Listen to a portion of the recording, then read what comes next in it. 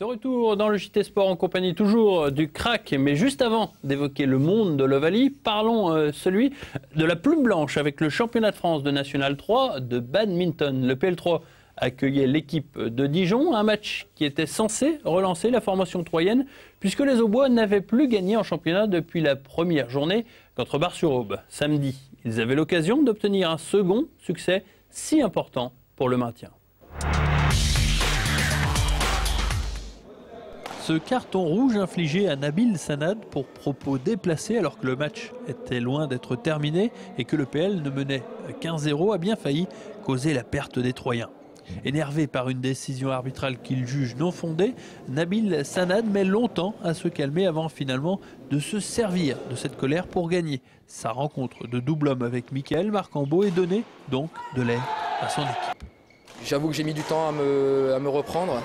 Mais voilà, quand on joue pour l'équipe, on finit toujours par oublier. Et j'avais à cœur de ramener le point, surtout que c'est mon seul match de la journée. Généralement le double homme, donc je me dois de ramener le point pour l'équipe avec mon partenaire. Même si le PL3 menait rapidement dans la rencontre, ce match avait tout d'un match piège. Dijon présentait en effet une équipe assez homogène sur le papier. À l'issue de la victoire en double dame des Sœurs Groult, le club troyen mène 4-1, mais voilà, en simple homme, Olivier Merjenovic est obligé de baisser pavillon malgré un bon premier set. Les Bourguignons sont donc encore dans la course, ils peuvent toujours faire match nul. Tout se joue sur les deux derniers doubles mixtes. Heureusement, la paire Marcambeau-Groult avec beaucoup de sérieux apporte le point de la victoire et permettent donc à leur club de s'imposer 5-3 puisque Garez et Demussy de leur côté s'inclinent. Ça fait plaisir, beaucoup de soulagement. La rencontre était tendue, surtout sur le double homme, mais la victoire est là, elle est belle. Je suis content. Après 2 défaites à l'extérieur, le PL3 revit avec cette deuxième victoire de la saison. La suite s'annonce moins difficile et donc plus abordable.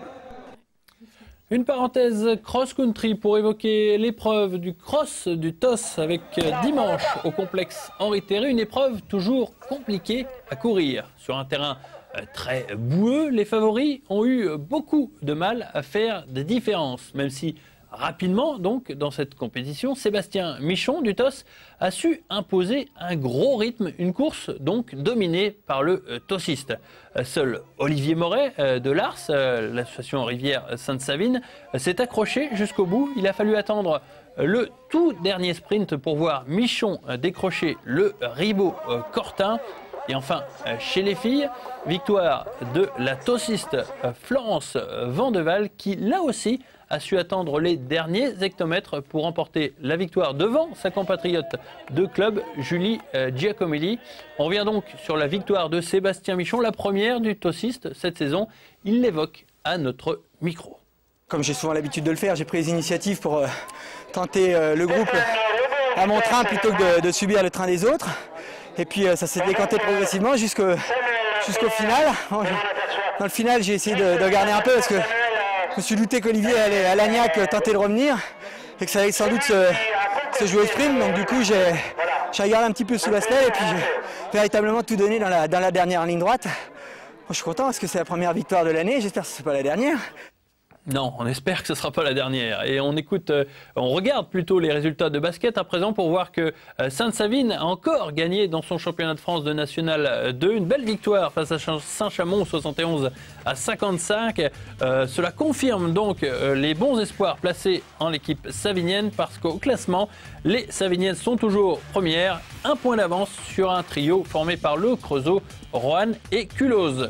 Pareil, idem pour Saint-André qui donc a battu Nancy 81-46 très largement donc, alors que dans le même temps Saint-Dizier et Récy-Saint-Martin se sont imposés respectivement sur leur parquet. Au classement, Saint-André est toujours en tête de son classement avec un point d'avance sur Saint-Dizier et 2 sur Récy-Saint-Martin. Les Aubois sont très bien partis.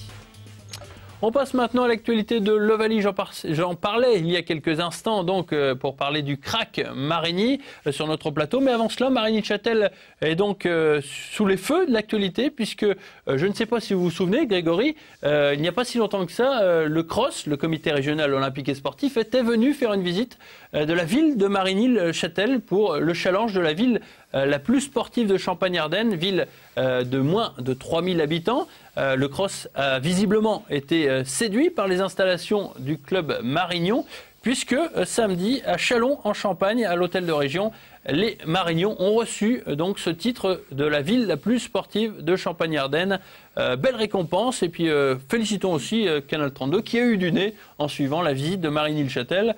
C'est bien aussi de se faire un petit peu d'auto-congratulation. Marigny-le-Châtel, on en reparle donc avec ce club de rugby. Marigny Auxey les Trois Maisons, ne pas oublier, puisque Grégory, on peut le dire, les deux villages sont associés, puisque Auxey les Trois Maisons, il y a le stade et Marigny l'entité. Depuis peu, il y a même des perches maintenant à Auxey les Trois Maisons. Il y a des perches qui ont été installées il n'y a pas si longtemps que ça. Non, bonsoir David, oui, le terrain de rugby est maintenant en fonction, on va dire, depuis le 15 novembre. Oui. Donc il nous permet maintenant de jouer les rencontres sur Auxey les Trois Maisons et de vivre comme tout autre club, les rencontres à domicile et les aléas, enfin les allers-retours entre les déplacements et les rencontres à domicile. Ouais. Alors Canal 32 était venu l'an dernier pour découvrir ce club, le CRAC. À l'époque, la pelouse était un vaste champ de patates, on peut le dire. Avec des buts de football, si. Et depuis, le club a énormément progressé, beaucoup plus d'équipes, beaucoup plus de dirigeants, beaucoup plus de joueurs et joueuses, on va en parler dans quelques instants. Qu'est-ce qui fait le succès de ce club ? Je pense que, comme vous l'avez dit, Marigny a été reconnu pour sa dynamique sportive. Nous, tout jeune club, je ne sais pas si on a apporté quelque chose dans cette récompense, mais on est très conscient de cette dynamique sportive et portée sur la jeunesse. Et c'est encore une fois une démonstration de cette dynamique qu'il peut y avoir autour de Marigny et dans sa communauté de communes. Et Auxey est associé évidemment à ce succès. Pour ce qui est du terrain, c'est vrai que le maire d'Auxey, M. Etcheto, nous a très bien accueillis et aujourd'hui a mis tout ce qu'il fallait pour qu'on puisse jouer les rencontres. On se veut vraiment partenaire des deux municipalités, celle d'Auxey et celle de Marigny, et même plus loin jusqu'au canton, quoi. Donc beaucoup d'actions pour les jeunes, mais aussi pour les féminines. C'est pas commun, on va le dire. C'est pas commun, c'est vrai qu'il n'y a que 2 formations en Champagne-Ardenne, dont l'autre se situe à Reims, donc arriver à concurrencer une ville comme Reims pour une petite commune comme Marigny ou comme Auxey, ça fait toujours un petit peu plaisir. Oui. On a eu l'occasion de les recevoir d'ailleurs la semaine passée, et voilà, quoi. C'est vrai que le rugby féminin est en plein essor. Ça a donné quoi, ce score ? Au score, on finit 4e, donc c'était plutôt honorable. Ouais. Mais voilà, je sais que le rugby féminin est en plein essor et qu'il s'est bien trouvé ici à Marigny-Châtel et pourvu que ça dure. Plusieurs représentantes du club sont avec nous sur ce plateau. Bonsoir, mesdemoiselles. Bonsoir. Comment allez-vous ? Très bien. Caroline, justement, c'est à vous que je vais poser les premières questions, puisque vous êtes joueuse, à la fois joueuse et dirigeante. Comment avez-vous pris la décision de vous investir dans ce club ? Tout d'abord, c'est un club en construction avec des personnes que je connais très bien, avec qui je fais confiance et qui m'ont légèrement poussé à participer. Et quand on met un pied dedans, après, il est impossible d'en sortir. Pourquoi le rugby ? Pourquoi le rugby ? Bonne question. Tout est parti d'amis qui m'en ont parlé. Et puis, au final, on fait un entraînement, 2. On a l'impression qu'on ne va pas y retourner au début. Puis, en fin de compte, on y prend goût et puis on y reste. Pauline ? Pourquoi le rugby ?